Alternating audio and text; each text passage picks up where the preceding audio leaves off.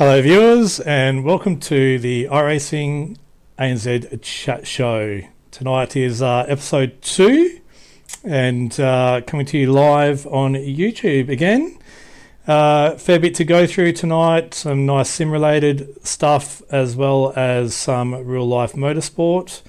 And my sidekick as usual, Trent Thomas. How's it going, mate? Yeah, be back again for another episode. Hello to everyone watching. It was a bit of a different episode for us last week. We're back to our normal format tonight. So talk a bit of sim racing, iRacing, and as you mentioned, a bit of real world motorsport as well. Yeah, it should be a good show. Looking at, I think, getting back into our grassroots stuff of actually, covering iRacing leagues. So we've got a few of those to cover off tonight, and having a look at them.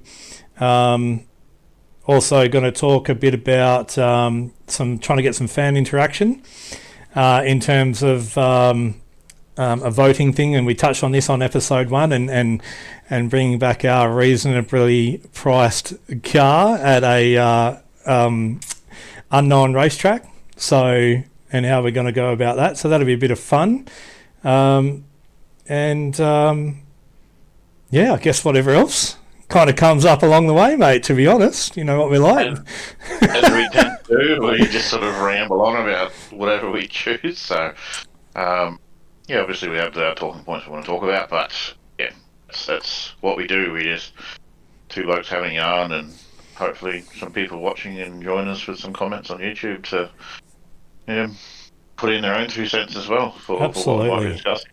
Absolutely. We like their interaction with our viewers. So if you've got something that you want to raise or you want to have us talk about either tonight or a future show, by all means, drop us a message either in the chat itself or even on our Facebook, which we do have. We do have a Facebook page for anyone wanting to have a look. And I guess with that in mind, we'll kick off to our first part of the agenda for tonight's show, Trent. What do you think? That sounds like a good idea, my friend. Okay.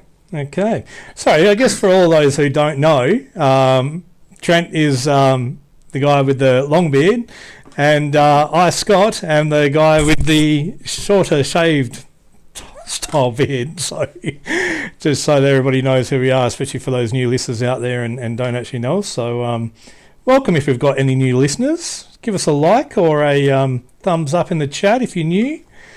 Be great to hear from you. Tonight we're doing a little bit of difference. Having a bit of a split screen setup so that you can still see Trent and I and what we're talking about. And also showing you what we're looking at as well. So as we touched on before, just wanted to point out about our Facebook page, iRace-ANZ Chat Show. Look it up. We can throw a link down in the YouTube chat as well in the description, so we can do that a bit later on for you all. And so make sure you give us a follow.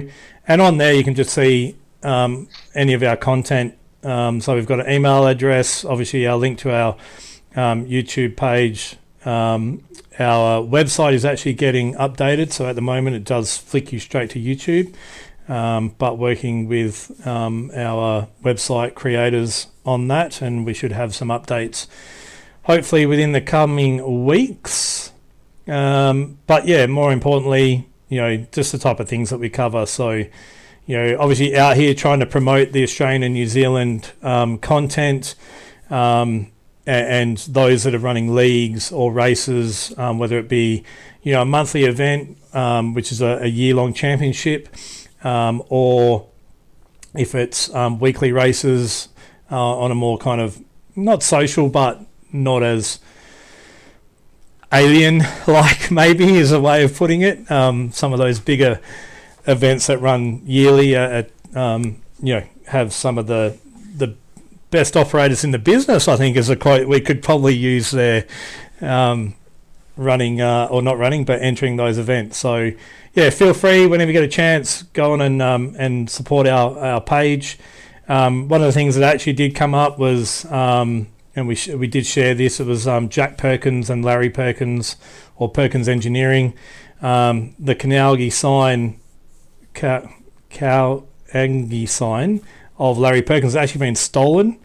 Somebody's gone up there and removed it. So, guys, if you hear of anything out there, see anything, it needs to go back in its rightful place. I think it's pretty disturbing that people have actually gone and removed it, for their own, I don't know, man cave or something like that. It'll be set up. So somebody's got to know something and see it at somebody's house, that's for sure. But yeah, feel free to follow the link, Perkins Engineering link there, and send them a message if you know anything. Hopefully we can get that, or help get that sorted for the Perkins family, and get the sign back in its rightful place. Again, covering our Australian New Zealand championships, the GTPRO Invitational. We'll go through some of these in a little bit, covering off those, but you can just see some of the stuff that we're doing, trying to promote not only Australian sim racing and Australian and New Zealand sim racing, but sim platforms and real world motorsport as well. So yeah, hopefully you can jump over there. There's some pretty good interaction. Isaac Edwards, telling us back at the Bathurst special that it was like one of the best Bathurst races he's ever seen. So that's pretty awesome, and some really good interaction there.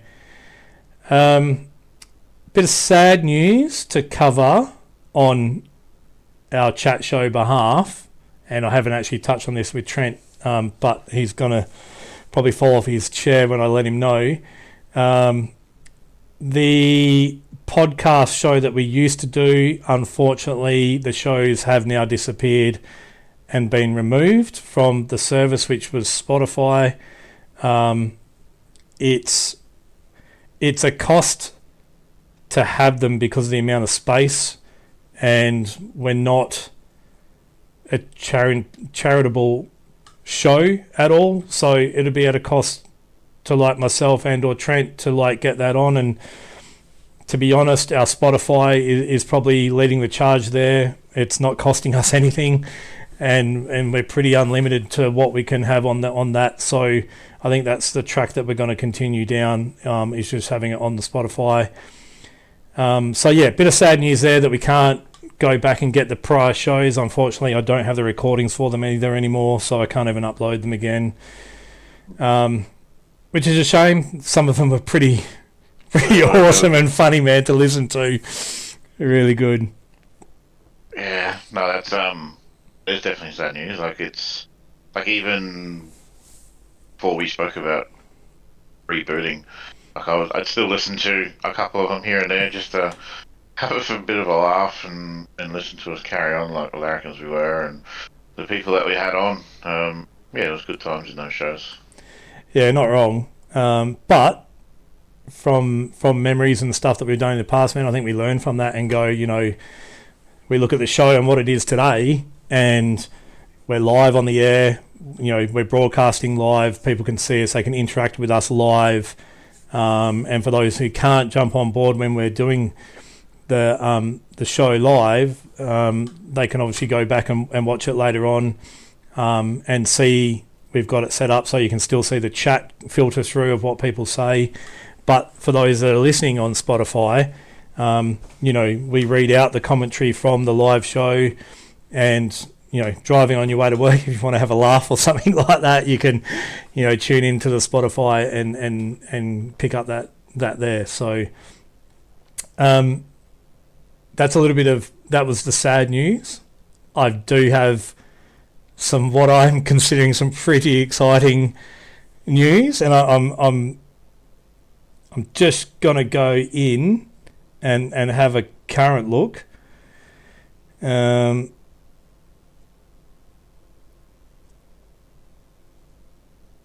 Oh, that's not where I wanted to go. I wanted to go here and give it a refresh.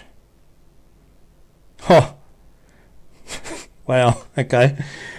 So we did our special show, special edition of the Bathurst 1000, which I think a lot of people can agree was probably one of the most epic races in Bathurst history, definitely over the last couple of years. But I think going, and we touched on this on the show, go back and have a listen if you haven't already. But one of the most epic races I think I've come across in my history of watching, and I have not missed a single Bathurst in my lifetime. Since the age of 4 was my first Bathurst that I watched. I just want to send out a massive thanks to everybody who has gone and either tuned in. Oh, don't know what's going on there. Stream Deck, not now. Go away. Oh, what are you doing? I can go over there. Sorry, viewers. To those who watched it live, to those who went back and watched it, we have gone into 5.3k of views for that show, which is just ridiculous. Like, doing this show or talking to Trent and starting to do this show, I never in my dreams would have thought that we would have hit that amount of views on a show. So, mate, I'm stoked that we did the show. Absolutely stoked, and can't believe that the amount of views that we've got on it. So, friggin' Gilla! Considering it was the day before we did the show, it was like, hey, you want to do a special Bathurst show? And we're like, yeah, okay. So it was only really decided the day before, but yeah, to have over 5k views, pretty cool. Obviously the subject matter has probably helped with a lot of that, being Bathurst and the epic race that it was. But I'm just glad that, people have stumbled across our little show and either viewed it a little bit, a lot, however much they've viewed it, so to get those views up, so it's really good. So hopefully our normal shows sort of gain that sort of momentum, maybe not straight away, but hopefully we get some genuine people listening and some repeat listeners and whatnot, and thank you to everyone who has and continues to watch these videos and watch us talk shit, basically. It's good shit though, right? Yeah, it's good shit. Apparently it's 5.3k's worth of good shit.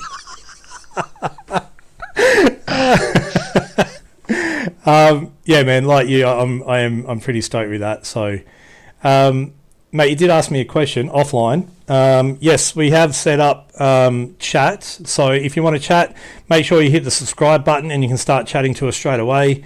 That'd be really cool if you can do that, and we would appreciate, obviously, subscribing to our channel and trying to boost. So, just back on the show.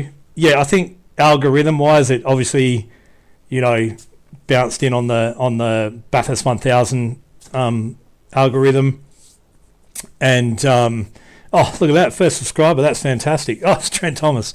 Wonder who that guy is.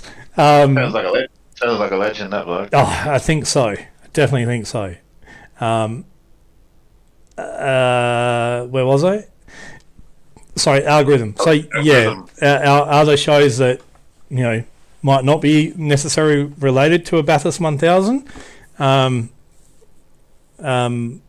will probably not hit as much, but that's okay. It was never expected anyway, to be honest. So if it happens down the track, and if not, we'll be fine. I'm sure we'll live. We'll be good. Yeah. All right. Right. So should we move on, I reckon, to our first of our leagues that we want to cover off, and that one there is the V8 Pro International, they call it, or Invitational, sorry, not International, Invitational. Yep. From memory, this started last year, 2024, I believe, was its first hurrah into a new league. It's got some massive backing with Logitech on board, and I think that's pretty awesome, considering a pretty big brand like that has come on board and supported this series. And pretty much a year-long series. It's V8 Supercars Gen 3 based. Their kind of sprint format is run on a Friday night, and then they're into their enduros as well. So it could have been this weekend, maybe the weekend. No, it couldn't have been the weekend before, could it? Let's have a look. Is there anything on here that tells us? Begins. Let's have a look here, eh? When did this... That was published then. Does it say when?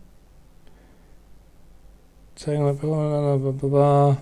Probably should have done me... what do you call it? Could have done. Yeah. Do research, yeah. Hey, this is how we roll. It is, mate. We're ad hoc, bro. On the spot. Yeah. And we make shit happen. I mean, look at the last show, the special edition. Yeah. That we made that happen. We're just raw. This is who we are. It's just raw. It is. I can't see that it says what weekend it was on. Anyhow, look, it was either the weekend just gone or the one prior. But mate, I think their website is pretty awesome. Covers a lot of information. Pictures are fantastic and clear. Gives some format stuff from prior events. Oh, so it goes back to 2022. Goodness me. Good investigative work there, Mr. Stevens. Top work, Scott. So, home. Yeah, that's where I want to go. Run overall by Brenton O'Brien, who's been a part of the ANZ community for a long time. Long time. He's also the, I guess, owner or manager of the Evolution Racing team, which is pretty prominent team again in the ANZ community and done some pretty big things worldwide. So I guess they've taken things that they've learnt throughout many series that they've run in and tried to, gather all the best parts and pieces and whatnot and drop it into their own series, and pretty successful. They get some pretty massive grids. It is, as much as it says invitational, my belief is that the top X amount of drivers make it through to the next year or the next year's championship, and then for the remaining positions, I think it's the top 20 or 25 make it through automatically. Isaac there, second in the chat. Thanks, buddy. For those that don't know, John Buck Media, Isaac Edwards, he does a lot of photography and also painting for... I'm going to stuff this up. I can't think of the name off the top of my head. What is it, Isaac? Let us know in the comments. So back to the Pro Series, V8 Pro Series. So I think it's the top 20 or 25 make it through to the following year championship, and then the remaining, if it's another 20 or 30, I kind of think it's capped for around 40 or 45 for the sake of streaming quality and not wanting to have a too bigger size grid. Has to do a pre-qualification series, so there's a number of races that they have to enter, and then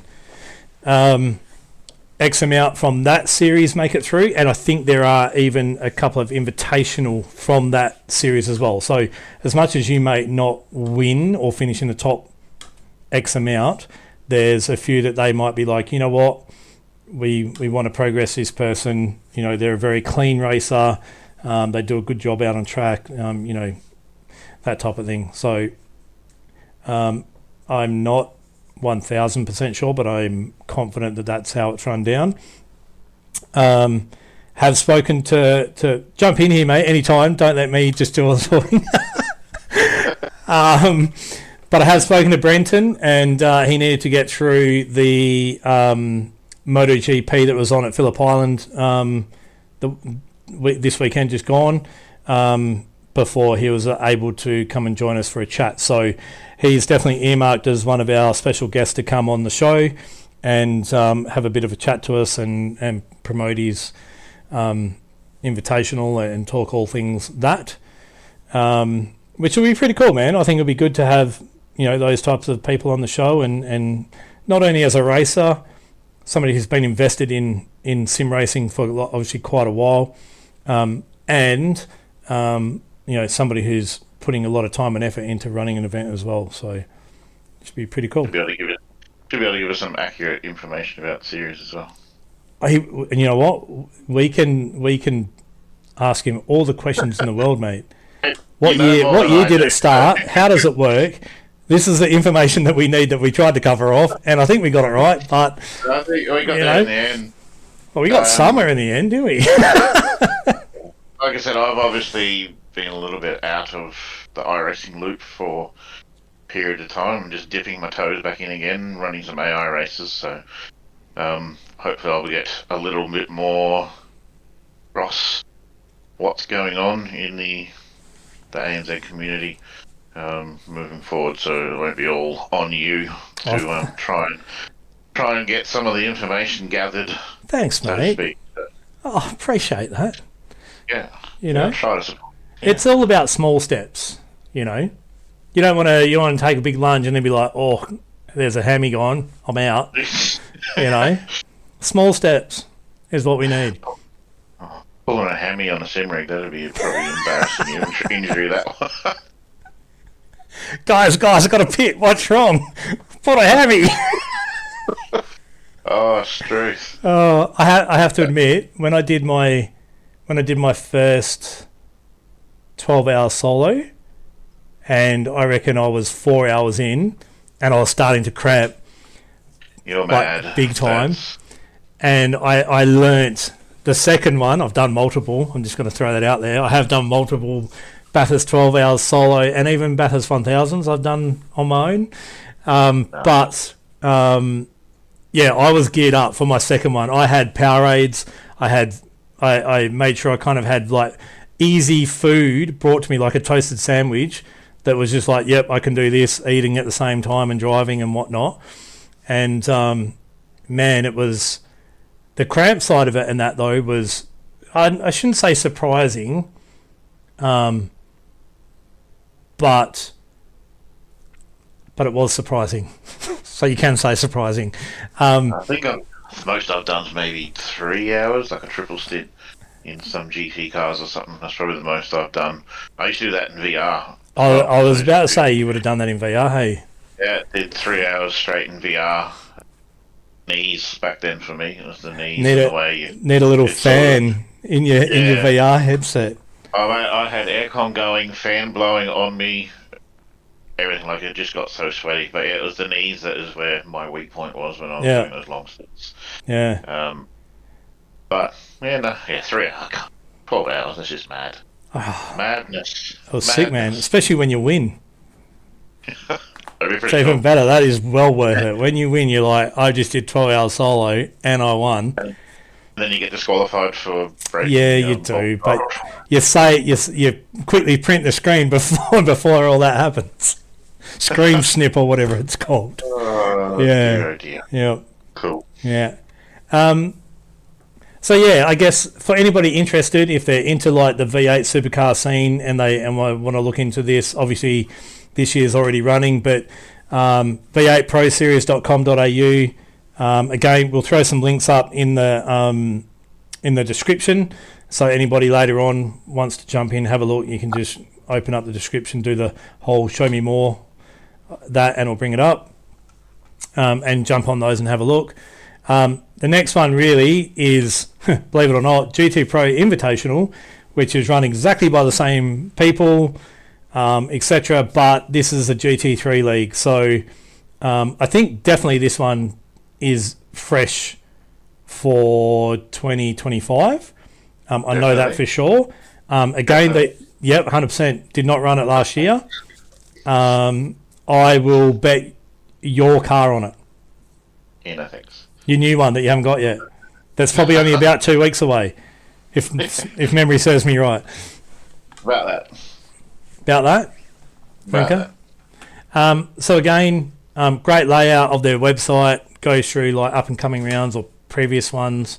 Point scoring there. Normally, like in previous podcasts and stuff, we touched on points and whatnot, but I think this is more about promoting the series and the championships that are running. So again, gtproseries.com.au, jump on board, have a look, see what you think. Look out for next year if it's something you want to get involved in. Again, this is... We classify them, us people that live on Earth, classify these guys that race this as aliens, because they're just damn fast. And you look at the times that they've done, and you're like, where, how, what is it going to take to get to that? And it may have been many years within sim racing, and sometimes I just look at stuff and just go, do you know what? Good for you, but I'm happy knowing that I can't do that. It is what it is. You know? Indeed. Like, people go, oh, it's set up, or, oh, they have better equipment than me. Sometimes there's probably an element of that, but some people are just good. Some people are just good at what they do. I remember when I joined iRacing back in the day, Mason Down, who was just dominating everything V8, etc., had some dodgy G25, etc., and I'm like, oh, if I had decent equipment like him, I'd be fast as well. To find out that he was sitting at a computer desk with a G25 or G27 wheel on an office chair, like sort of thing. I'm like, oh, yeah, that certainly humbled me very quickly. Yeah. To know that, yeah, some people are just good. It's just the way it is. Yeah, I think that there's a lot of people that have been involved in real world motorsport, whether that's karting from a young age, or then into different forms of motorsport, whether it be full tin top or formula cars, etc., or even regular track days.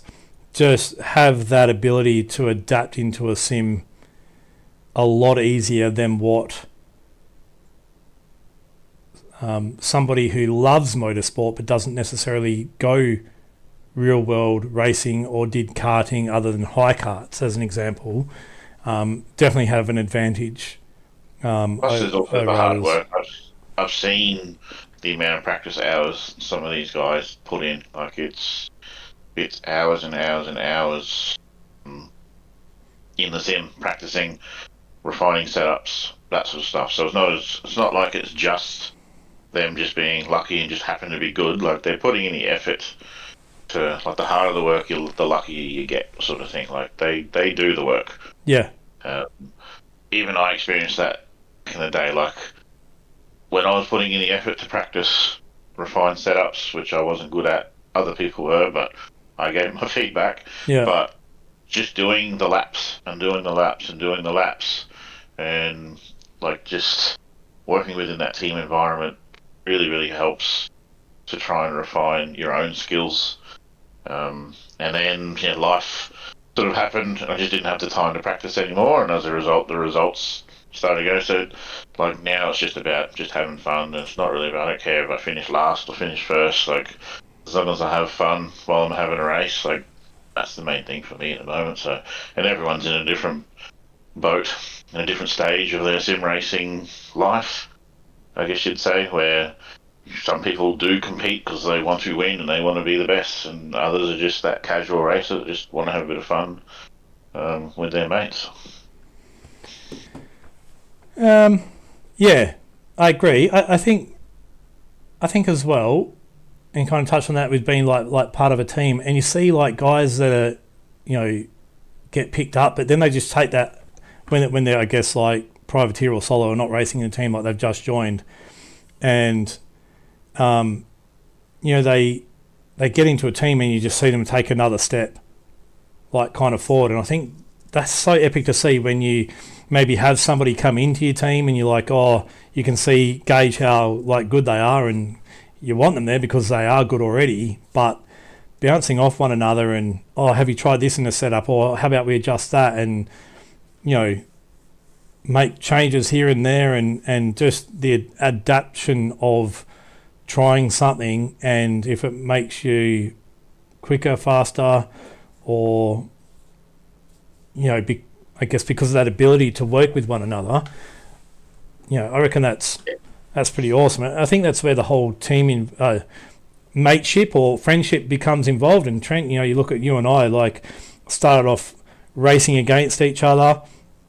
The two teams that were in at the time became like quite friendly teams with one another, and then obviously you came over to the Fusion team at the time, the Fusion sim racing team at the time, and then that friendship grew and grew, to now we're mates. Like, we are mates. Like, if I was ever in Queensland, hey man, we're catching up. Like, when are you free? And same if you were to come here, I'd imagine. I'd like to think so. Please. I'd certainly try. I'd pretend. I'm like, I tried calling you, mate, but you didn't answer your phone. I've experienced that with a few teams. Like, if because it is an Australia-wide thing, we've had teammates that are all over the place, and to have that ability, if you happen to be in their locality, you say, hey, I'm in the area, you want to catch up for a beer and whatever. So, it's really cool. Yeah. Big hello there to Mike K, and if any of you who don't know who that is, Mike Korolev has joined us. One of the OGs of sim racing in Australia, that's for sure. Nice to have you on board, Mike, and thanks for the comment on the trophy. Oh, wrong way. That way. There we go. The trophy. That way. There we go. What is that trophy? Now that he's mentioned it, I want to know what it is. That is unfortunately a second place for a championship, not a first. It's silver on the inside, which represents you came second. But my first season in the MC Motorsports V8 series that they ran, came down to the final race of the season, and lost out. I think it might have been like 15 or 20 points or something like that. So few poor rounds in between that unfortunately ruined it for first. But had a mega battle, like with the guy who came in first. My gosh, his name slipped my mind right now. He's actually the livery, does the vinyl wraps and everything for the BRT. Is it BRT? Blanchard Racing Team.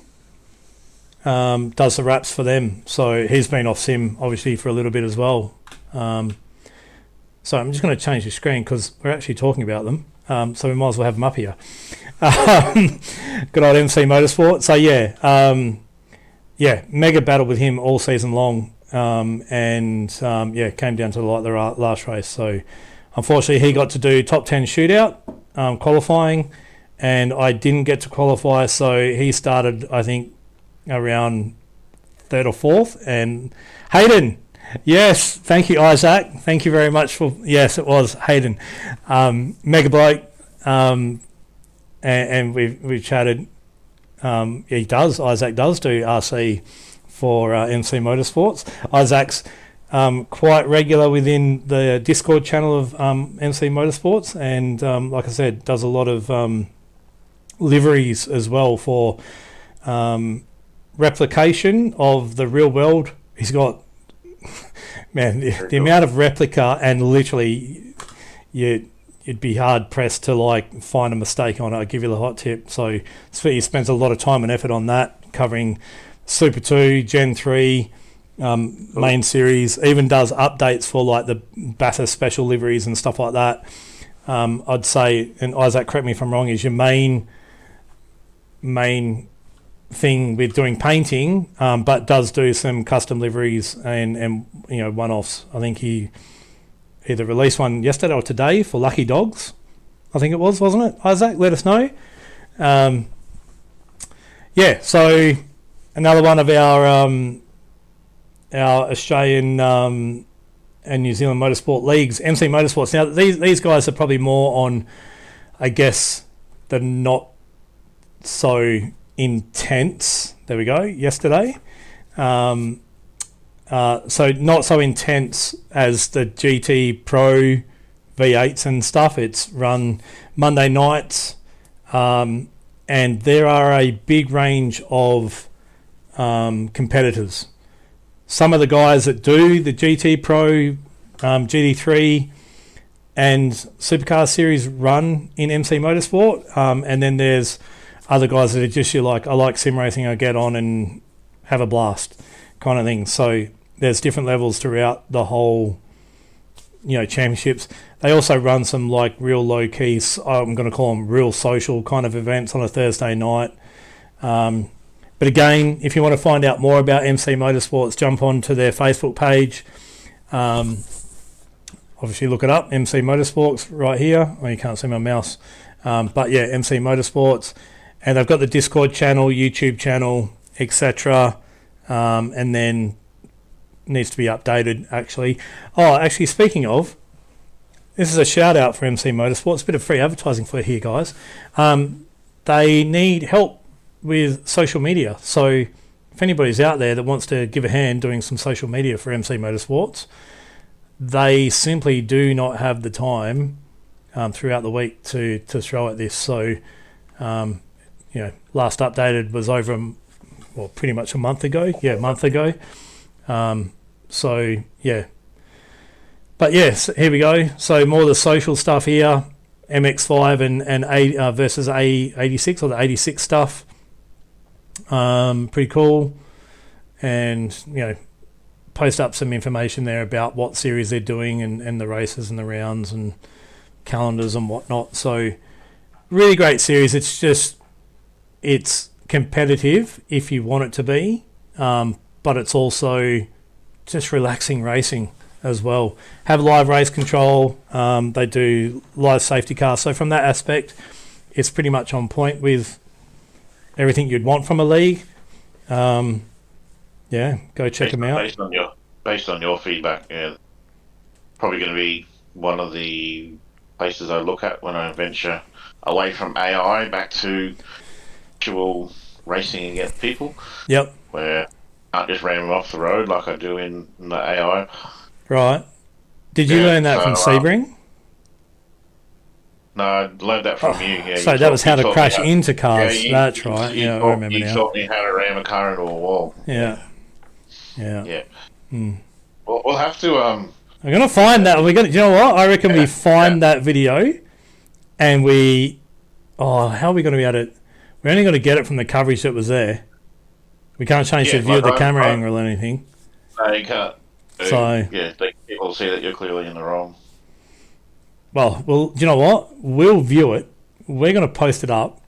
And we can clip it even. Actually, we can clip it as well, and we'll chuck it up on Facebook, and we'll start a poll. Who was in the wrong?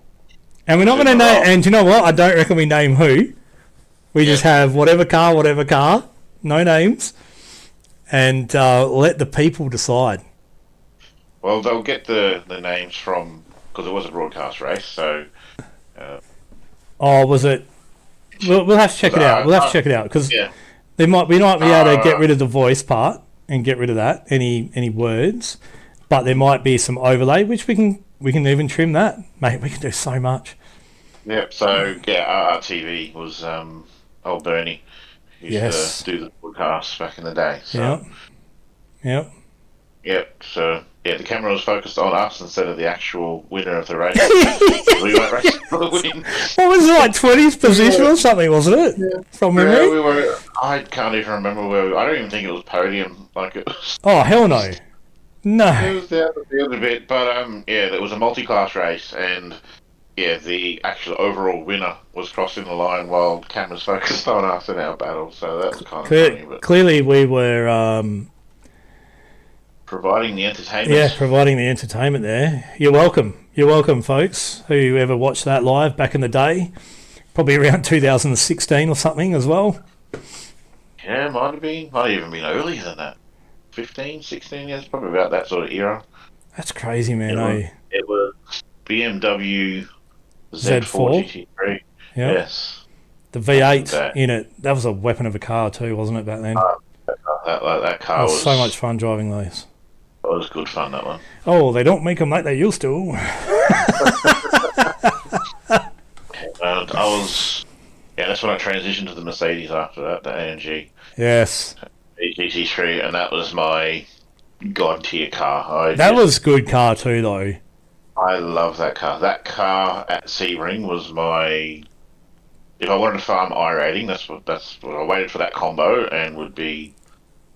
It's on. My claim to fame is I was beating SVG. Who? Back SVG Van Gisbergen. Shane Van Gisbergen. You were beating him. I was pulling away from him. Mate, how come you're not over the States racing NASCAR? That's what I want to know. Because I don't know. Too good looking or something. I don't know. I got nothing. Let me fucking hanging quiet. Cricket. So where's that cricket? Good. Good. No, I was pulling away from it, and then he had a server disconnection after about 2 or 3 laps, which was unfortunate. Oh, that's big. You know what? He just pulled the bloody Ethernet cable out because he knew you were you were jet setting. I'm out of here. Yeah. Yeah. There's no one going to catch that. Yeah, so that's my claim to fame. I beat Van Gisbergen for a lap. for a lap? Well, come on. Laps, something like that. I was pulling away. I was pulling a gap at the front of the field, but and then he disconnected, unfortunately. Yeah, he just knew. Yeah, just knew. Right, we've got to get back on topic here. It's already been 45 minutes. And we were speaking of the OG. One of the OGs of Australian Sim, Mike K there, Big K-Dog, Mr. Korolev himself. Hope you're still laughing, Mike. So the next one we're going to touch on here is the good old V8 Scops. And I'm going to cut you off there. So Mike has commented, Scott, you need a more distinguished hat. The homeboy hat doesn't cut it. The homeboy hat? What's homeboy hat? Something Tartan like Jackie Stewart wears. Mike, if you want to buy me a tartan hat like Jackie Stewart wears and send it over, I'll wear it for you, mate. I'll do it. I'm all for that kind of interaction. If somebody wants to send me something to wear on my head that's like a hat, let's just make sure that's clear. Sure, send it over. Reach out. Send us an email. We can pass on the address. And well, it has to, no, Mike. Hang on a minute. It has to be, and this is getting recorded, so I can always go back to it. It has to be a tartan hat like Jackie Stewart wears. For you only. That's what I'll do. You find me one. It's on. It's on. Only viewers, Mike has said, okay, but you have to promise to wear it no matter what. That's what Scott was responding to. As long as it doesn't come out of a dump or something like that too. I expect a brand new tag still on it, ultimately. Anyway, back onto topic, thank you. Yes. V8 Scop. So, Mike Korolev and Simon Black were the founders, pretty much.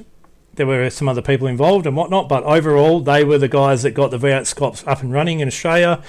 And it was, in V8 racing, the echelon of racing in Australia for the V8 supercar. Simple as that. For Mike, and let us know if we're right here or not, but for the last, since the start of 2024, I think you handed over the reins, or it could have been this year, that you handed over the reins to online. I think it's on here somewhere. Where's it gone? Aussie Online Gaming. Handed it over to. Yeah, so Mike and Simon were OSR. Yeah, so 24. So I'm pretty good, Trent. I'm pretty good.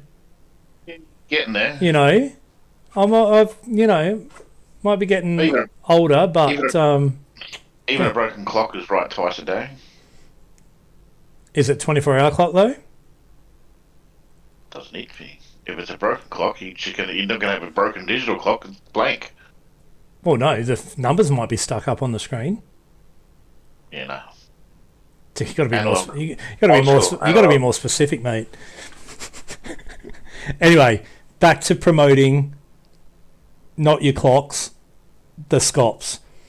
So yeah, these guys actually just had their Bathurst 1000 on the weekend, and I did have it running and was watching on for a fair amount of it.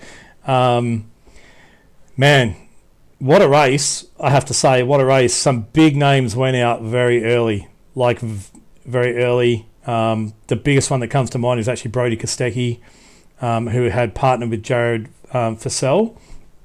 We're in the lead.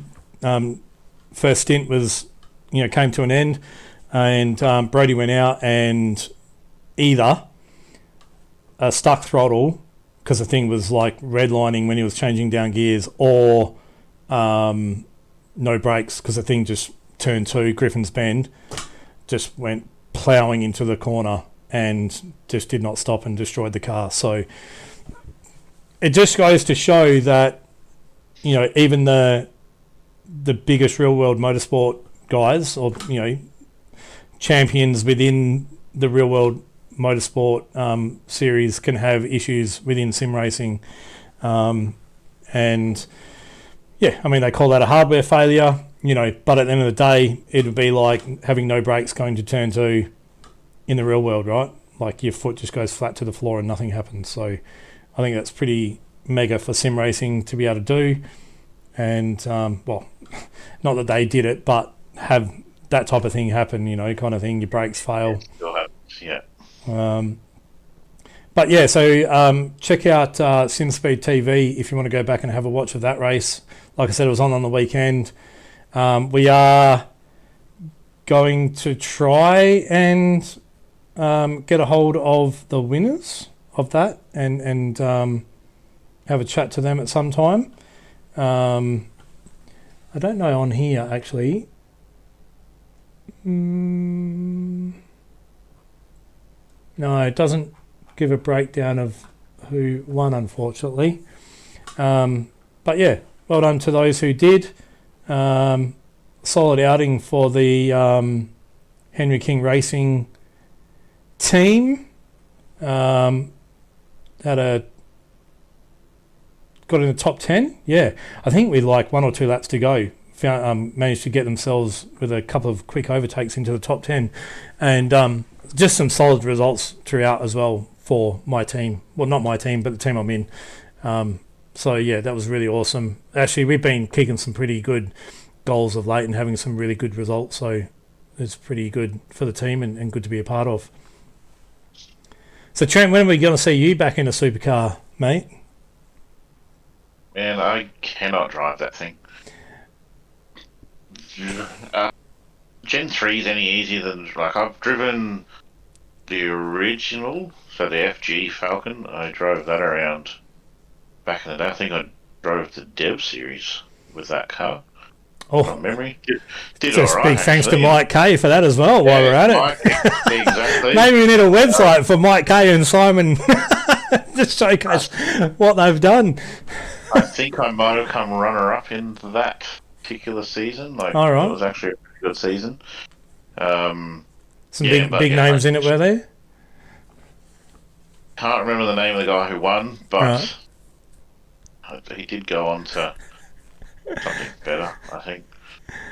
But yeah, the V8 Supercar is just it's a unique beast, that's for sure. Like, I've had much more success in the GT3 and the GT cars in general over the V8 Supercar. So Yeah. But it's not to say that it won't happen, but I'm keen to sort of try and get back and just to see what it's like, actually, because I don't think I've driven the Gen 3 car yet. So during the next update, why don't you do the free test thing?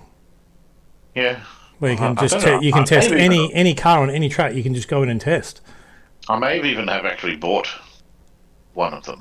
Well, I guarantee it would have been the Mustang. It would have been the Mustang. Actually, that's what actually got me back into iRacing this year was the release of the GT3 Mustang. Oh, right. Yep. Whenever it came out. But yeah, that's what sort of made me get back into iRacing for a wee bit.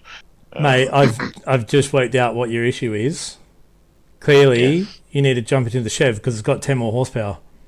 Yeah, 10 more horsepower, that's what it is. Yeah. So clearly it's the car to be. And what is Mike saying? Who's who of the sim world did Dev Series over 11 years we ran it? Yeah, man. Dev Series was killer. It was. I don't know what it was about it, but you knew the competition was tough, but it was also fair. And I think as well the time that Mike and Simon, and there was a number of others, like there would have been like 6 or 7 guys like running that series, and just in the help to help others just be faster and better drivers, man. Like, it was a really good series to learn the car in a friendly, helpful environment. Honestly, was like it was. Did you ever do their V8 school? No. They did a V8. I don't know if you know about it. They did a V8 school. I think it used to run on a Tuesday or Wednesday night, I think. And yeah, so you would literally go out and do laps, and they would just sit and watch and be like, oh, okay, here, try braking a little later, or carrying your brake a little further, or you need to be braking sooner, or whatever the case may be. And I think that's where my relationship, there it is, V8 Super School. Yeah, it was awesome fun. Did you hear Scott's scoop there at all? Is that we'll cover that. We'll come back to it. Okay. But blah, blah, blah, and I've lost my train of thought. No, I haven't. That's where I think my relationship with Mike and Simon and those guys really took off from. Cause we used to jump into that school like almost every week and just chatting on the chat. And then I think at one point they just said, oh, hey, afterwards, do you want to jump in the team? It would have been TeamSpeak back in the day. Would have been TeamSpeak, and we would have jumped in there and just talked shit, like basically talked shit with one another, and again created an awesome friendship. Trent,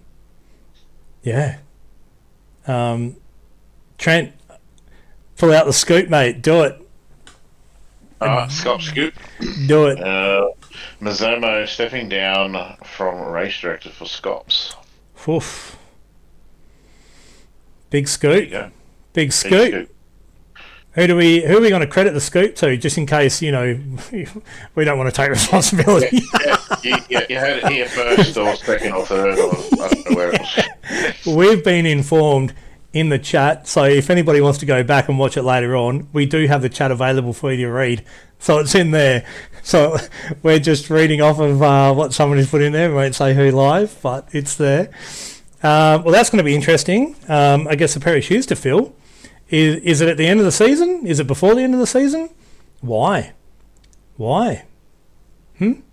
Has he had enough? Who knows? The rumour mill could be rife with this one. Race direction is not much fun. It's not a fun job. Thankless job.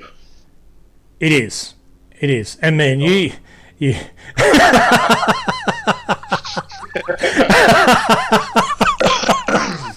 oh wow! Yeah, what are friends for, eh? So for anybody who doesn't know what we've just cracked up both about, is Mike's also listed in the chat that he's just not sure and he's made it up. Maybe Mr. Mazzomo, can you jump on the chat or let us know in the comments one time or another, or message us ANZ Chat Show gmail.com. Look at the plugs. Of what's going on, mate. Are you retiring? Are you putting up the boots? Who knows? We'll find out. I'm not going to go searching Discord. Oh, Isaac says it's true. No, well, it's true. It's been confirmed. Cool. There we go. 2 sources confirmed. Are we announcing? Are we basically putting out into the airwaves that this is happening? Statements on Discord. Well, there it is, people. Do you have it here second? Yeah, second. Yeah, to the Discord.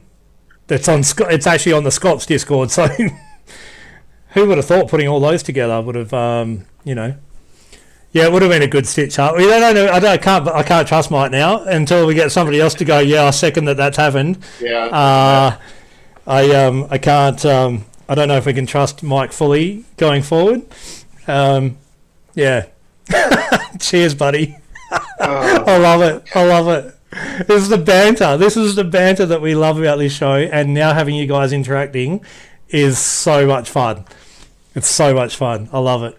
However, mate, we've been on been on air for an hour now. I think we need to move on to our real world motorsport. Let's head into F1 land. Up on the screen, mate, United States, there is a lot that went down at the Circuit of the Americas. We've got Tapegate occurred. Oh, yeah. We've got, hey, first rule of being in a team, don't crash your teammate. McLaren. Yeah. What did you do? Just cross it out for COTA? Is that what happened? Yeah. Man, what are your thoughts? Start with, I guess, before the race tape thing. So it's pretty cheeky of Red Bull. For anyone who doesn't know, so McLaren uses a strip of tape on the wall to help Lando line up his car for the grid. They've approached the FIA to get approval to do this, so there's no rules to say that you can't, there's no rules to say that you can, which is why apparently it's not the first time Red Bull have actually removed the tape from the wall. Wow. There's no regulation around it. You could argue the sportsmanship of it, but it's not illegal to put the tape on, and it's not illegal for Red Bull to remove it. But what the official or what the team member did get done for was basically entering the track after the grid had cleared for the formation lap. So in effect, he entered a live track. Is that what the fine was for? Yes. So the Red Bull argued that he didn't hear the steward or the gatekeeper basically saying, hey, you can't go through there. But as a member of the team, you should know that you can't go through that gate once the grid's been cleared. So yeah, that's why they ended up getting a fine, and that's what it was for. It was for entering the track or going through there, ignoring steward's instructions or something like that. It was a £50,000 pound or euro. Yeah, I think it was euro. Fine. Yeah. Suspended. Half of it was suspended to try and... Oh, good behaviour. If you're on good behaviour. To discourage them from doing it again, basically. So, but going out on the track again when it's you're not meant to be, or from pulling the tape. Yes. What's the discouragement for? Well, the track thing. So the grid had been cleared, yeah, and he tried to re-enter through the gate. Yeah, but I mean, is the discouragement now going to be we're discouraging you against trying to access the track once we've gone to a live track? Or yes. A live grid? Well, yes. But that's a rule though. Like, the tape thing is irrelevant. Like, they can take the tape off. FIA and Formula One don't give a shit about that. They can't adjudicate on it. It's the entering that live track once the grid's been cleared. That's okay. What the issue is. So why can't Lando just look at the ground like every other driver and line up with the extra wide lines that they have marked out for him specifically, so a driver knows where to stop? Because he needs someone to hold his dick, obviously. Like, What a big shout out, Lando, if you're listening. He relies heavily on feedback, like some drivers do. Like he's one of those that needs that encouragement, and they go, "Hey, try this, try that, try that." Like some drivers just need that. And well done at turn 1. Well done at turn 2. Yeah. Congratulations, you made it past turn 3. Well, not just that, but just try braking 3 meters earlier, or take a line that's half a meter wider, like things like that the team give him. Like he'll even ask, like, how do I go faster in this corner, sort of thing. So he just relies on the tools that he's got available, which is engineering his headset. But he seems to rely on that a lot. Do you reckon it's a lot in comparison to other drivers, or is it a lot that we only hear his? Potentially, I think. You know what I mean, like engineer. It's probably a bit of both. It's probably he relies on it a lot more than others, but it's also played out more than probably any other driver as well. Yeah, right. Yeah. I guarantee they all do it. Like they all do it. Yeah. His just happens to be broadcast more than anyone else's. Surely there would have to be other drivers out there getting the same kind of feedback, but like you're saying, we don't hear of it all the time like we do with Lando. So. Yeah, and I think the others are it's usually just generic type, hey, you're losing time in corner 12 sort of thing. Whereas with Lando, it seems to be, you're losing time at corner 12, and he'll go, how do I go faster? And then I'll tell him, try this, try that, try this, try that, sort of thing. But hey, whatever. I'm not a massive Lando fan. I don't know if you can tell or not. I maybe have picked that up, yep. But yes. So in that case, because we're talking about Lando, team repercussions, man, for the contact at Singapore. Yeah, what was the repercussions? Well, nobody knows, and anything that's coming out is just speculation. Yeah, I don't think it's going to be. I think Martin Brundle said it where it would just be like something simple, like at a certain track, he'll go out second or go out ahead of Oscar, so Oscar gets a slipstream or something silly like that. Just something minor that's not going to. So basically, a slap over the wrist. Yeah, it's not going to impact his ability to score points. Like it's. So, I have issues with that.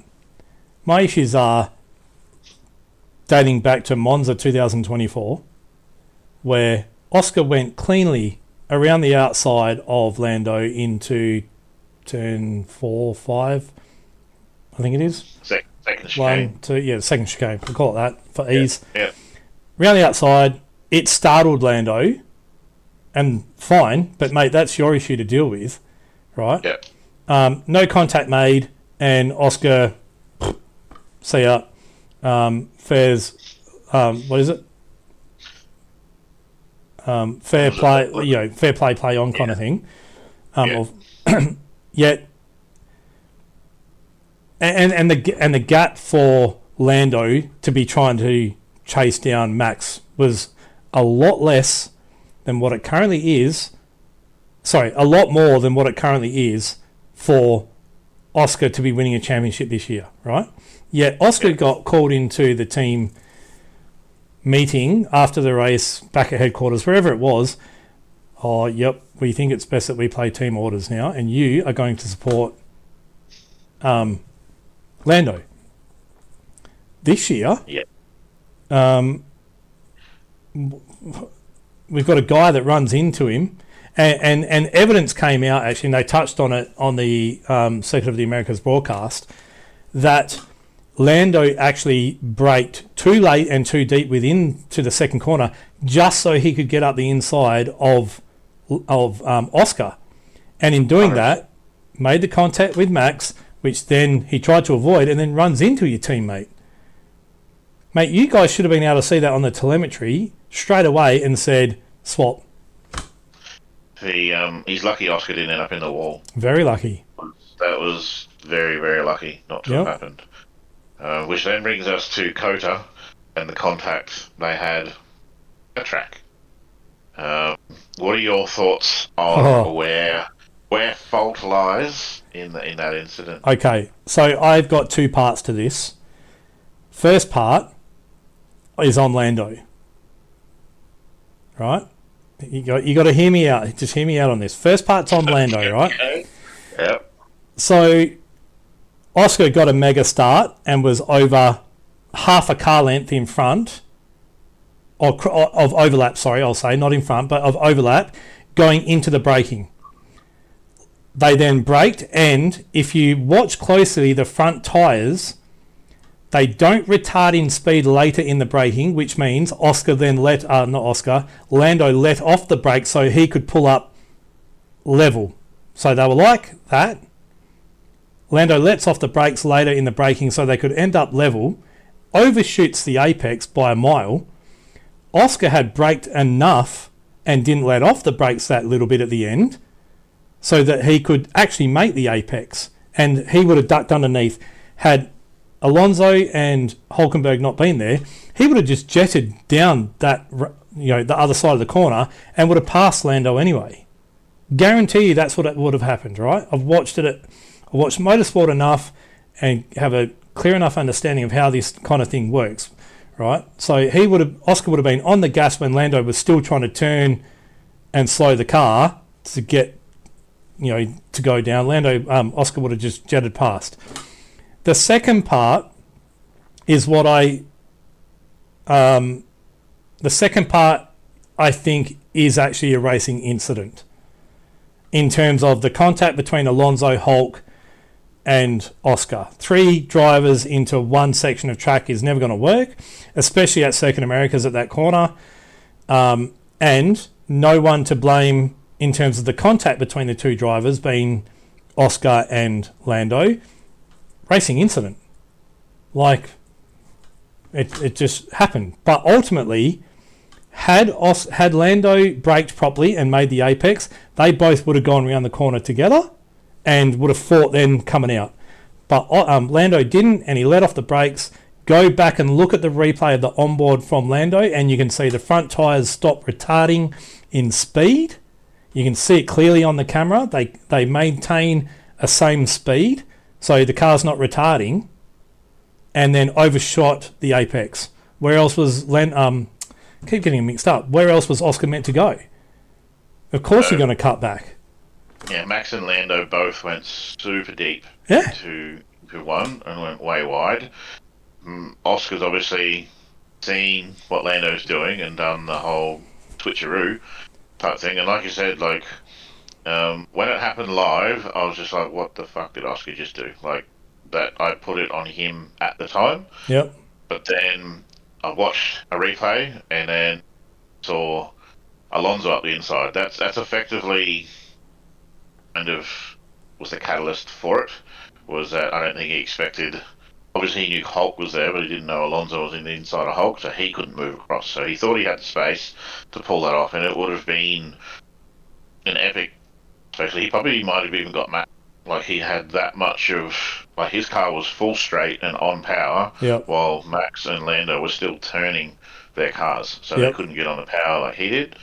Definitely would have passed Lando, potentially would have passed Max. I actually watched a video this afternoon of Jolyon Palmer breaking down. Sorry, did you say definitely would have passed Lando? He could have passed Max as well. He would have Lando. Yeah. And there's a high chance he could have got Max as well. With the momentum he would have had off that corner. But I watched Jolyon Palmer did a really good breakdown of the incident this afternoon. And yeah, he said like the move was on. Like, it was the way you could see what Oscar did, got the car straight, and it was just because he had 2 cars on the inside of him instead of 1, so he just didn't have the space there to pull the move off. 100% racing incident. Yep. It's just unfortunate that what it did. Well, the Brits are flying up that he should be reprimanded. Apparently. Of course they are. Come on, guys. No, I don't see. Yeah, it was definitely just a racing incident. Like I said, first live, I just thought, Oscar, that's on you. But having watched it a lot more times now, and especially the Jolyon Palmer breakdown, I suggest you go watch that video where he does a breakdown of that incident, and it was really, really good the way he showed everything. And yeah, it was. Is that on YouTube? Yeah, it's on YouTube. Yeah, okay. I'll have to I go don't know down what and have a channel look. that's on, but I think he works for F1, so it's probably on F1's Yeah, righto. channel. I said yes. He does a lot of good breakdowns of videos and stuff after the F1 races. Yeah. Okay. Yeah, but Oscar just had no pace in the rest of the weekend. That Yeah. weekend, so it was just off. Did they actually get the car fully back to where it should have been? Is one thing I'm thinking, or two. Has Oscar's side of the garage decided to use up the worst of the engines now, Potentially, I'm saving their better engines for later? I'm hoping it's a new engine from Mexico. They're going to need the extra power to shoot, so we'll see. But I think Andre Stella even come out and said, because car was just struggling with setup all weekend. Yeah. And then he himself, Oscar, said that he just couldn't get into a flow at all through the weekend, and that track's a track you really need to have a good flow at. Yeah. And you just never seem to get into it, unfortunately. And Lando just had his measure all weekend. The gap was a lot bigger than it really has been all year, so it was definitely sort of an outlier of a race. But we'll see how the rest of that season goes. But especially with Max and Red Bull, like they have an epic car at the moment. On the charge, big time. Even Yuki's up there scoring points now. Like he's at the back of the top 10 instead of the back of the grid, which is good to see. So that car, they've obviously continued to develop this car this year. So they've chosen to keep spending money this year to try and keep that car. I mean, Max is in with a chance. Like, if you look at the points scored in the last 4 races, if that continues, Max will win. He'll win the driver's title. I think that, obviously we're big supporters of Oscar here on the show. Oscar Piastri, big supporters, mate. Jump online and have a watch if you're out there. But I think he just needs a couple of really solid races again under his belt. And I mean solid, I mean up on the podium. Maybe it doesn't have to be first, but second, third. Helpful would be probably in front of Lando. Definitely will be helpful. But he probably needs to get that bit of confidence back in him, in the car, and probably in the team as well. That, he's the one that's going to do the job. Back me and make it happen. He definitely needs a good weekend in Mexico this week. I think he just needs to come out and have a clean weekend where he's ahead of Lando. That's all he's got to do. Yep. A win would be good, but getting ahead of Lando is probably a good thing. Is the fact that Max is winning, so the points Lando's getting aren't as big as they could be by having a win. So he's only getting seconds and thirds, so the points gaps aren't too massive between the two. Yeah. Magpie says Piastri will bring it home for Australia. Bloody hope so, man. I think we're all rooting for him big time. And like I said, massive supporters of him. Oscar Piastri, I hope you jump on and listen to our show. We're supporters of you. You should be supporters of us. That's the way we lay it down. Okay? The first time I saw Oscar Piastri's name was actually on iRacing. I knew him on iRacing before I knew he was a real world racer. Oh, there you go. Righto. Right, moving on. Mate, some pretty epic stuff in the land of MotoGP on the weekend at Phillip Island. Aussie Kelso.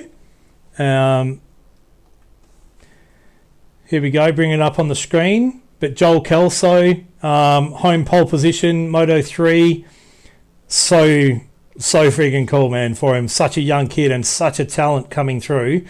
He will be one to watch down the track. He got into Moto3. I think it's his 3rd season. Worked hard at within some lower end teams, and has now really got himself in a solid team where he's being able to really showcase his ability. That was epic to see.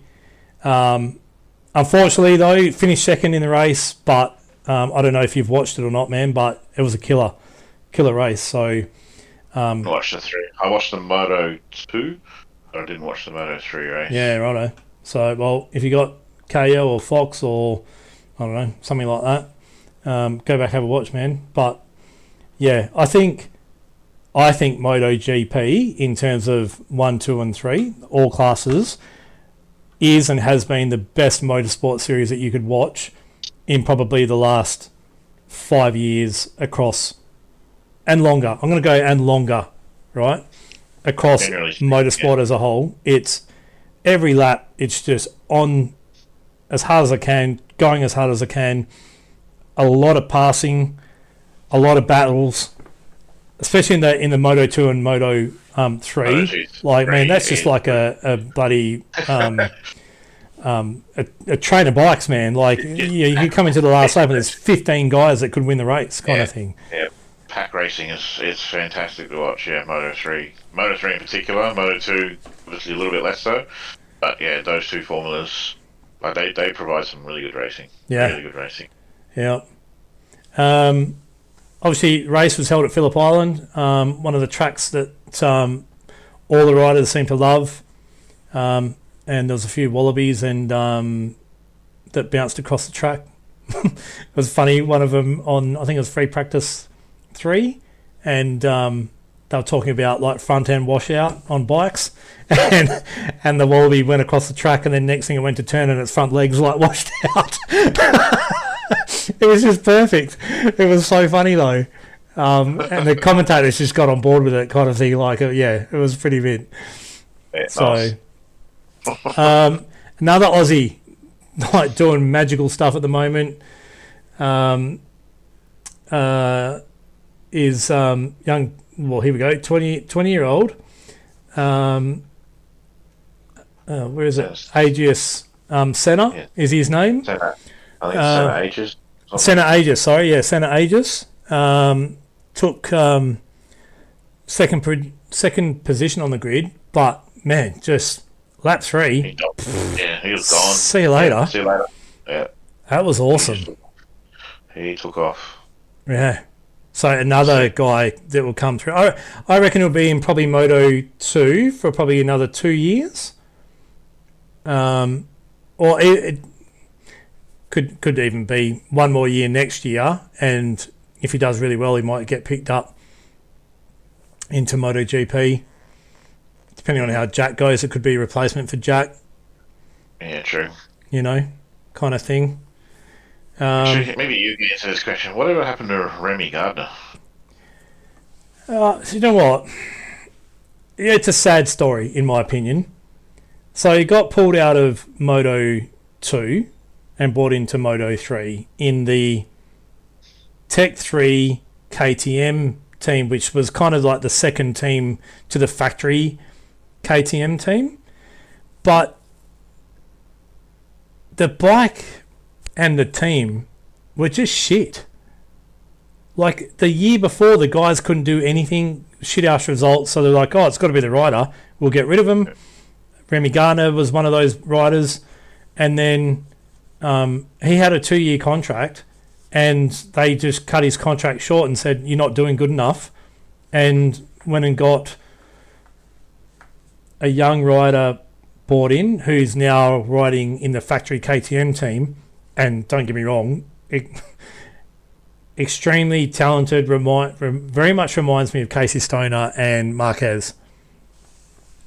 Except he's got such a chip on his shoulder, it's not funny. Like, it's ridiculous. So, but Remy got moved over to World Superbike. And he's doing pretty good there. Again, obviously, like a lot of ex-MotoGP riders have gone there to World Superbike, and it's pretty fiercely contested. So, you know, he's kind of top 5 there. But there's likes of Bautista, I think it was his name, and riders like that have dropped out of MotoGP and gone into World Superbike, and yeah, it's actually made it probably a lot better series than what it used to be, where it kind of used to be your riders who couldn't make it to MotoGP fell in. It's now riders who did and are probably on that borderline of still being good enough for MotoGP, but there's a guy underneath him that's slightly better, so we're going to pick him up instead. Yeah. The sorry tale of the weekend, though, was our Jack Miller. Jack Miller. Man, it's... Yeah. I can't really find anything on here. I did have something, but I did a refresh, didn't I? So, of course, it's gone. But, yeah, started second on the grid. I think there was something about the highest place grid position or being on the front row of the grid in X amount of years. Like, hadn't been done for, like, you know, kind of a long time. And, yeah, front end come off. Washed out, and yeah, DNF. He was in big tears, man. Like, the medics ran out there like something was wrong with him. He was like, no, man, like, I'm pissed off with myself kind of thing. And there was like an innocuous crash too. Like, it honestly, it looked fine, and then the wheel just went. Didn't look like he was doing anything wrong particularly, but I guess we don't know as an observer. You know, I kind of think to myself sometimes he might be just pushing too hard. Instead of letting the result come to him and the race come to him, he maybe pushes for the result instead. I think he's always been like that. He hasn't really always, like, he's never really been on the best bike, so I think he sort of pushes that a little bit harder, obviously, to try and make up for whatever discrepancy the bike is giving him. Yeah. Like, I'm stuck. Anyone really. Yeah, and maybe he just pushes that little bit too much though. Instead of being, hey, I'm going to ride at 98%, I'm going to ride at 101, and just goes that little bit too far. So, yeah. But look, man, disappointing to him. I really hope within his career that he at least wins one home Grand Prix. I think that if he did that, he would tick a box and just be like, you know what, I'm sufficed with my career. I'm going to call it a night, if that makes sense. So yeah, definitely. Yeah. But yeah, Marquez has obviously signed off the year in terms of the championship. That's one. So now I think it will be a lot of testing racing, like testing maybe some new parts or testing some new setups for everyone, because there's no championship to win or anything anymore. Yeah, cool, you can come second, third, blah, blah, blah, and gain some spots here and there, but ultimately the main prize is gone, right? So why not use the following races to come in trying to develop for next year? Yeah. You know? So, yeah.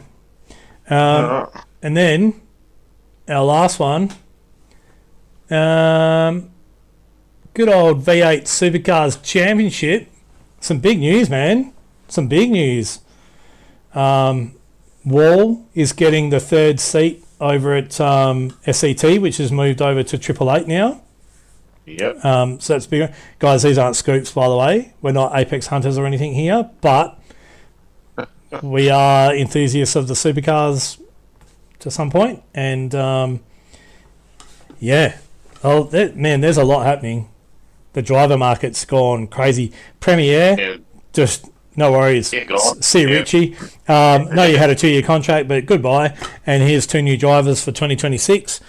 That'll be interesting to see how that team unfolds under the direction with Roland Dane also coming on board now in 2026 as team principal. Team principal, yeah.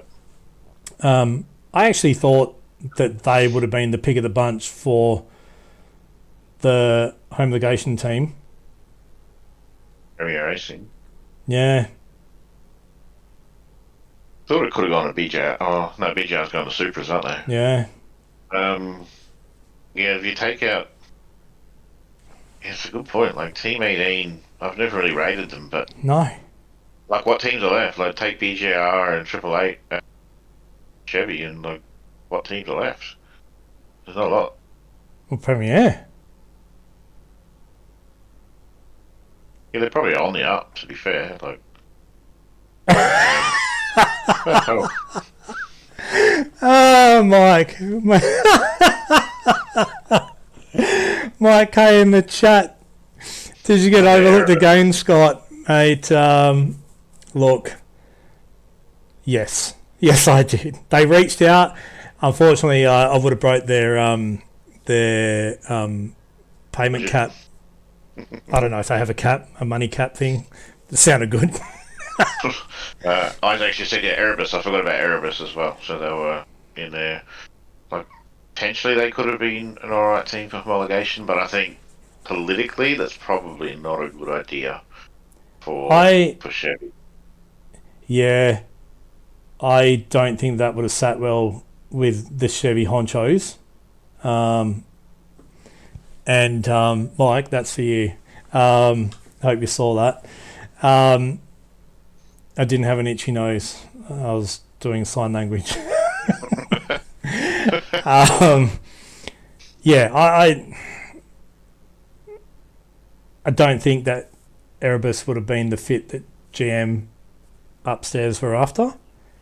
I think it was heading towards Premiere, and I think there was an 11th hour decision made for whatever reason. I can't put my finger on it because I don't understand why they went with Team 18.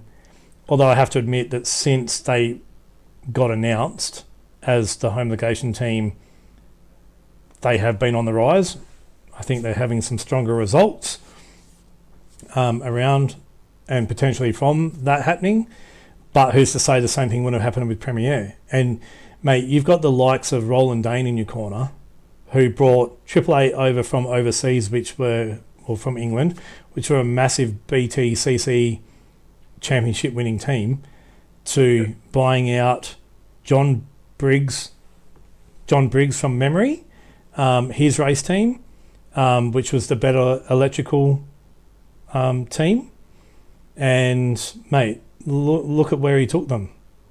They are the greatest team in the history of the sport. You can't argue that. You cannot argue the results that they have had in every different car that they have had. They are constantly, once they got their shit sorted, have just been the dominant team within the series. What's Mark Scaife call them? They're the benchmark. Oh, benchmark team. 100%. You can't. No blinker-eyed person can doubt that. On the Team 18 thing, am I wrong in thinking they had a strong technical alliance with Triple Eight? That could be what... I'm not sure if it was strong. I believe there was a technical... I believe there was a technical alliance, but then they went away and built their own cars. In the Gen 3 era. Potentially being the homologation team was because they had a close-ish relationship with Triple Eight. It could have. Yeah. I'm sure that GM have seen something. Is it Charlie Schwerkoff that's a hell of a salesman? I don't know. Is he the Chevy salesman from Days of Thunder? Let's rebuild a new race car or race team and let's go racing. You know?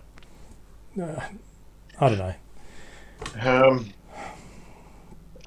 So obviously all the season proper has been completed in Supercars, and we now move into this final series.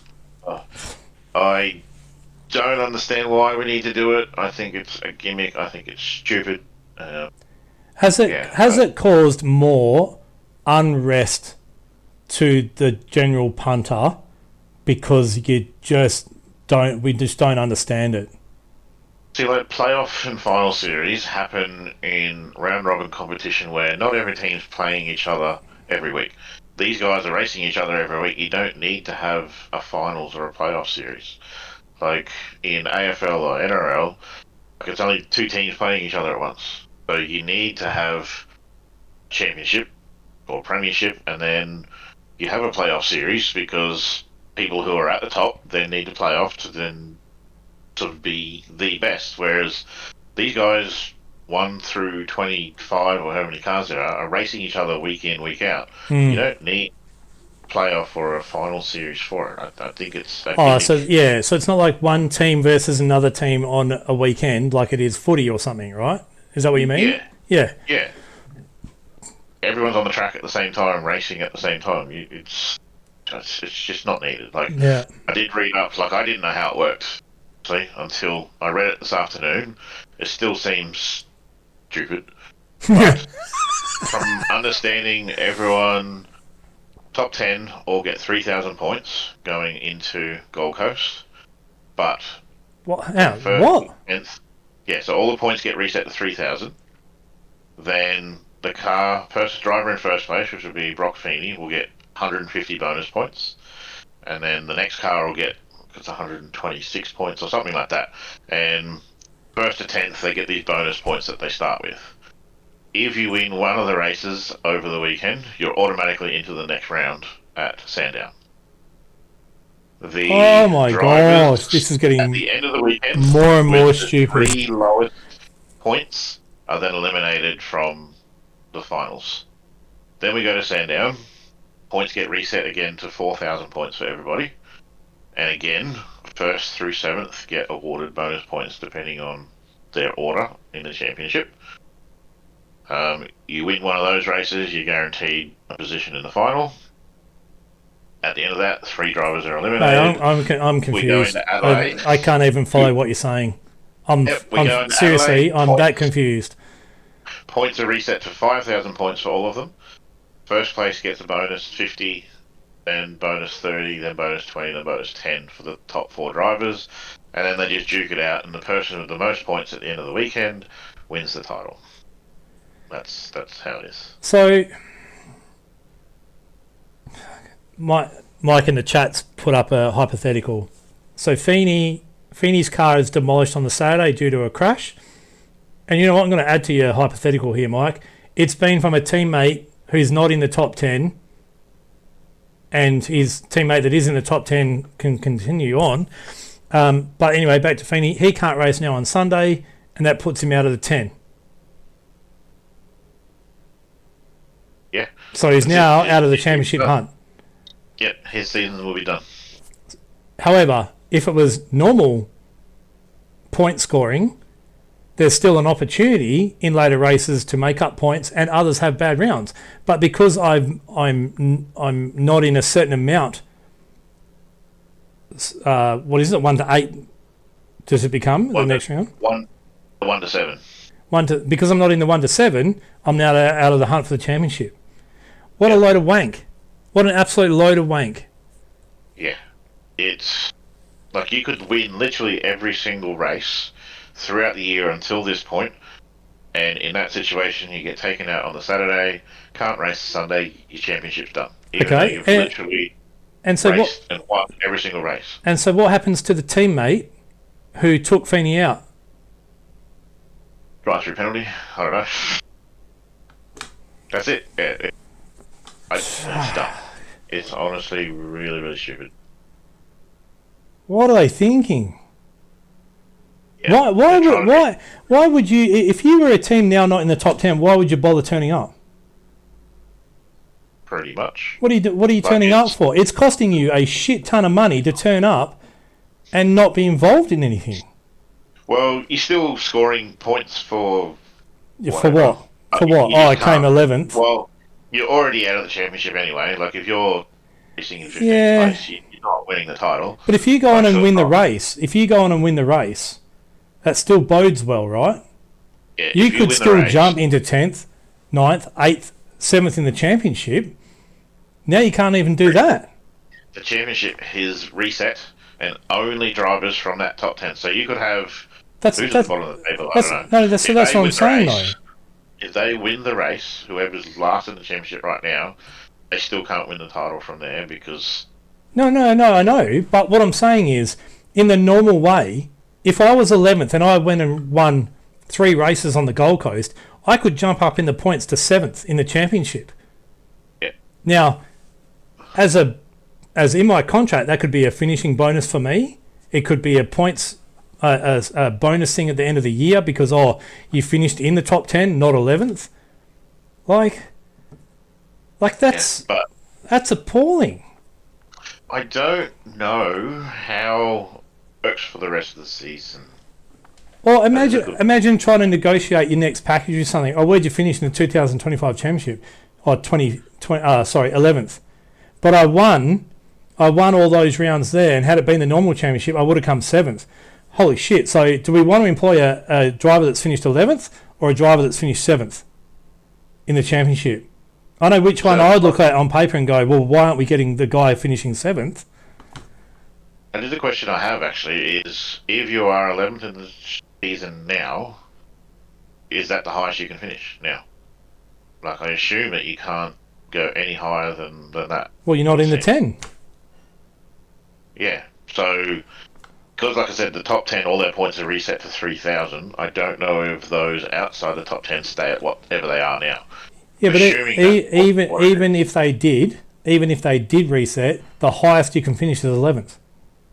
Yes, and that's what it seems like. So all the top 10 have all been pushed up to 3,000. Everyone else is on whatever points they were. That is ridiculous.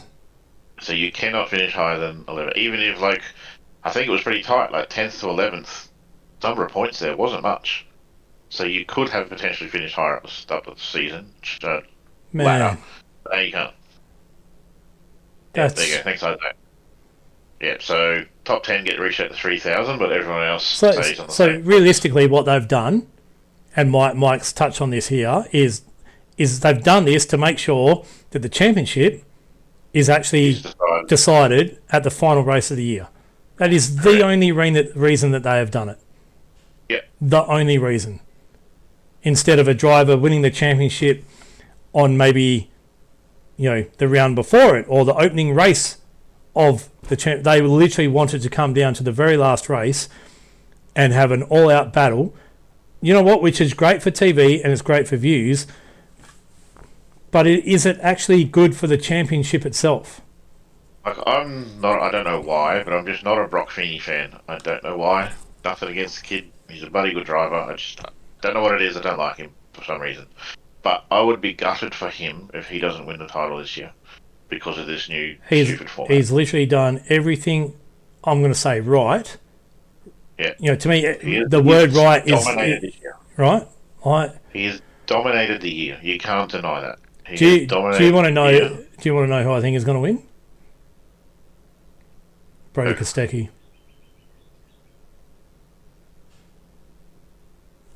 No, I don't think so. I don't think it's the car with him. DJR is just not consistent enough. I don't even know who's in. We'll see. I don't even know who's in the 10 anymore. Like, what's his name?